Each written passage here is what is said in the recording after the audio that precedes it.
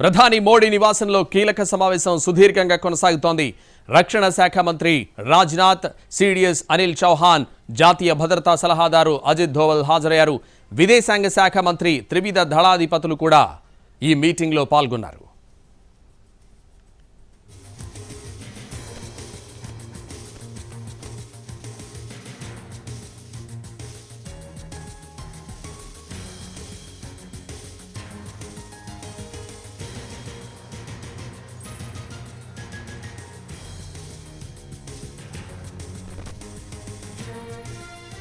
ప్రధాని మోడీ నివాసంలో కీలక సమావేశం సుదీర్ఘంగా కొనసాగుతోంది. రక్షణ శాఖ మంత్రి రాజ్నాథ్, సిడిఎస్ అనిల్ చౌహాన్, జాతీయ భద్రతా సలహాదారు అజిత్ దోవల్ హాజరయ్యారు. విదేశాంగ శాఖ మంత్రి త్రివిధ దళాధిపతులు కూడా ఈ మీటింగ్లో పాల్గొన్నారు.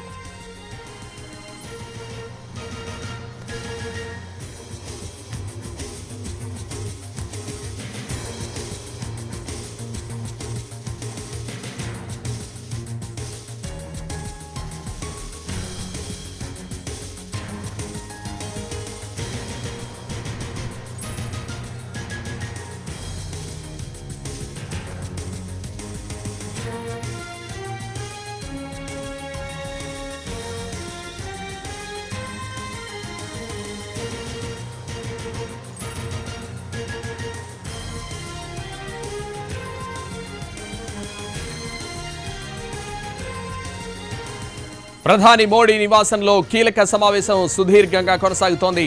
రక్షణ శాఖ మంత్రి రాజ్నాథ్, సిడిఎస్ అనిల్ చౌహాన్, జాతీయ భద్రతా సలహాదారు అజిత్ దోవల్ హాజరయ్యారు. విదేశాంగ శాఖ మంత్రి త్రివిధ దళాధిపతులు కూడా ఈ మీటింగ్లో పాల్గొన్నారు.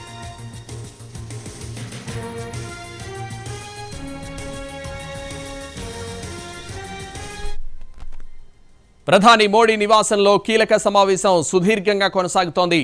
రక్షణ శాఖ మంత్రి రాజ్నాథ్, సిడిఎస్ అనిల్ చౌహాన్, జాతీయ భద్రతా సలహాదారు అజిత్ దోవల్ హాజరయ్యారు. ఇదే విషయానికి సంబంధించి ఢిల్లీ నుంచి మా ప్రతినిధి ప్రసాద్ మరిన్ని వివరాలు అందిస్తారు. ప్రసాద్, ప్రధాని అధికార నివాసంలో చాలా కీలకమైన ఉన్నత స్థాయి సమావేశం జరిగింది. ఈ సమావేశంలో రక్షణ శాఖ మంత్రి రాజ్నాథ్ సింగ్తో పాటు chief of defence staff general Anil Chauhan, అదేవిధంగా త్రివిధ దళాధిపతులు, దాంతోపాటు జాతీయ భద్రతా సలహాదారు, చాలా కీలకమైన ఈ సమావేశం దాదాపు గంటన్నర పాటు సాగింది. సరిహద్దుల్లో భద్రతా చర్యలు ఏ రకంగా ఉన్నాయి, అదేవిధంగా ఇప్పటివరకు అక్కడికి మోహరింపజేసినటువంటి రక్షణ దళాల సంఖ్య, అదేవిధంగా ఇతరత్ర అనేక అంశాలపై సమీక్ష జరిగింది. అదేవిధంగా తీసుకున్నటువంటి నిర్ణయాలు అమలు తీరుతెన్నులపై కూడా సమాలోచనలు జరిగాయి. రేపు బహుశా మరిన్ని కీలకమైన నిర్ణయాలు తీసుకునే అవకాశం ఉంటుందిగా తెలుస్తుంది. ఇది కేవలం వ్యూహాత్మకంగా, సైనిక పరంగా ఏ రకంగా అడుగులు వేయాలన్న అంశంపైనే చాలా సుదీర్ఘంగా చర్చించినట్టుగా తెలుస్తుంది. అయితే సున్నితమైనటువంటి ప్రాంతాల్లో మరింత కట్టుదిట్టం చేసే విధంగా, మరింత రక్షణ బలగాలను అక్కడికి మోహరింపు చేసే విధంగా తరలించాలని చెప్పి ప్రాథమికంగా నిర్ణయం తీసుకున్నారు. అది విడతల వారీగా ఈ తరలింపు కార్యక్రమం జరిగేందుకు పూర్తి సన్నాహాలు చేసే అవకాశం ఉన్నట్టుగా తెలుస్తుంది. ప్రధానంగా బీహార్లో ఒక సమావేశంలో ప్రధాని నరేంద్ర మోడీ 2 రోజుల క్రితం మాట్లాడుతూ ఊహించటానికి కూడా వీలులేని రీతిలో పాకిస్తాన్ ఉగ్రవాదులకు, వారిని వెనకుండి నడిపిస్తున్నటువంటి సూత్రధారులకు కూడా గట్టి గుణపాఠం చెప్తామని చెప్పి చాలా నర్మగర్భమైనటువంటి వ్యాఖ్యలు చేశారు. కాబట్టి కేవలం రక్షణ దళాలు చెందినటువంటి త్రివిధ దళాధిపతులు, అదేవిధంగా చీఫ్ ఆఫ్ డిఫెన్స్, రక్షణ శాఖ మంత్రి, జాతీయ భద్రతా సలహాదారు వీరి సమక్షంలో జరిగినటువంటి ఈ కీలక సమావేశంలో అనేక అంశాలు చర్చకు వచ్చినట్టుగా తెలుస్తుంది. అదేవిధంగా సైనిక పరంగా తీసుకోవాల్సినటువంటి నిర్ణయాలు, అంతర్గతంగా పారామిలిటరీ దళాల మోహరింపు, అదేవిధంగా చాలా చోట్ల, చాలా రాష్ట్రాల్లో సున్నితమైన ప్రాంతాల్లో ఈ స్లీపర్ సెల్స్గా ఉన్నటువంటి తీవ్రవాదులను ఏ రకంగా నిర్వీర్యం చేయాలి అన్న అంశంపై ఒక కార్యాచరణ రూపొందించడం తెలుస్తుంది. రేపు భద్రతా వ్యవహారాల కేంద్ర కేబినెట్ సమావేశంలో ఈ అన్ని అంశాలపై కూడా చర్చించి కొన్ని కీలకమైన నిర్ణయాలు తీసుకునే అవకాశం ఉంది. ఏమాత్రం కూడా వ్యూహాత్మక నిర్ణయాలను బాహాటంగా చెప్పే అవకాశం లేదు భారత ప్రభుత్వం.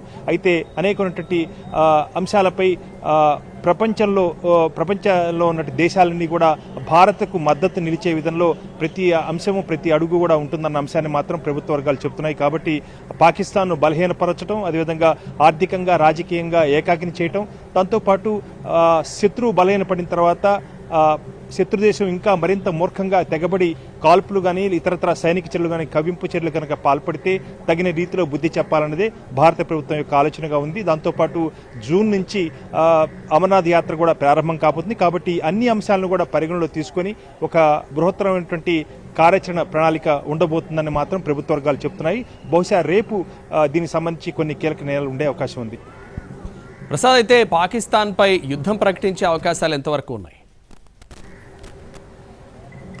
బహుశా అలాంటిది పాకిస్తాన్ ఏదన్నా కవ్వింపు చర్యలకు పాల్పడి ఏ రీతిలో అయితే కాల్పులు జరుపుతుందో అదే రీతిలో తగిన మేరకు మాత్రమే భారత్ నుంచి ప్రతిస్పందన ఉంచే అవకాశం ఉంది. కానీ ఏమాత్రం కూడా దుందడుకు చర్యలుగా భారత ప్రభుత్వం దిగే అవకాశం లేదు. గతంలో సర్జికల్ స్ట్రైక్స్ ఉన్నటువంటి సామాజిక పరిస్థితులు, రాజకీయ పరిస్థితులు వేరు, ఇప్పుడు ఉన్నటువంటి రాజకీయ పరిస్థితులు వేరు. ప్రధానంగా చాలా ఊహించడానికి కూడా వీలులేని రీతిలో పాకిస్తాన్ ఉగ్రవాదులకు, ఉగ్రవాద ప్రేరిత సంస్థలకు, వ్యవస్థలకు, వ్యక్తులకు గట్టి గుణపాఠం చెప్తామని చెప్పి ప్రధాని చెప్పినటువంటి వ్యాఖ్యలకు అనుగుణంగా చూసినట్లయితే ఒకవేళ అలాంటి పరిస్థితి వస్తే తీవ్రమైన స్థాయిలో భారత ప్రభుత్వం తగిన బుద్ధి చెప్పేందుకు పూర్తి స్థాయిలో సన్నాహక చర్యలు తీసుకుంటుంది. అయితే ముందస్తుగా మాత్రం భారత్ ఏకరకంగానూ దాడి చేసే అవకాశం లేదని మాత్రం ప్రభుత్వ వర్గాలు చాలా స్పష్టంగా చెప్తున్నాయి. పాకిస్తాన్ను రాజకీయంగా, ఆర్థికంగా, అదేవిధంగా ఇతరత్ర అనేక అంశాల్లో బలహీనపరచాలన్నదే భారత ప్రభుత్వం యొక్క వ్యూహం. ఆ తర్వాత బలహీనపరిచిన తర్వాత పాకిస్తాన్ను ఎండగట్టడం, పాకిస్తాన్ను తగిన రీతిలో బుద్ధి చెప్పడమే భారత ప్రభుత్వం ముందున్నటువంటి వ్యూహాత్మకమైనటువంటి కార్యాచరణ ఉన్నట్టుగా తెలుస్తుంది. కాబట్టి చూడాలి రేపు కీలకమైనటువంటి భద్రతా వ్యవహారాల కేంద్ర కేబినెట్ కమిటీ సమావేశంలో ఏ రకంగా నిర్ణయాలు ఉంటాయన్నదే చాలా కీలకంగా పోతున్నది. రేపు నిర్ణయాలే చాలా ప్రాధాన్యంగా కొంతమేరకు భారత ప్రభుత్వం యొక్క ఆలోచనను స్పష్టం చేసే అవకాశం ఉంది. Right, thank you Prasad.